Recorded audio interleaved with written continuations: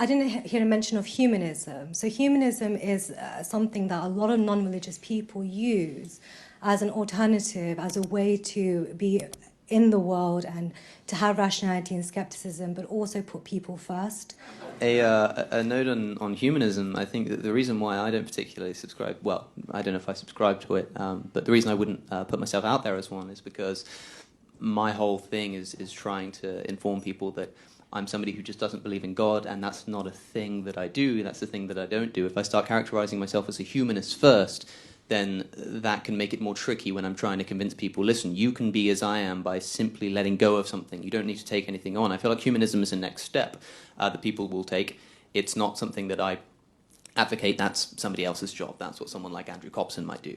But also, I don't like calling myself a humanist for the rather controversial reason of not thinking that we should put just humans at the basis of our ethic and morality. I would call myself a subscriber of...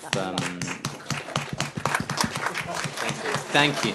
I'm glad somebody agrees. Louder, please. I think... Look, I would call myself a subscriber of... There's this new term going around called sentientism, but if it wasn't such a terrible and a term that just doesn't roll off the tongue and has no wit about it, then maybe I'd call myself one.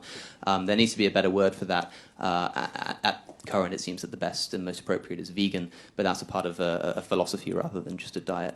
But that's why I wouldn't call myself a humanist.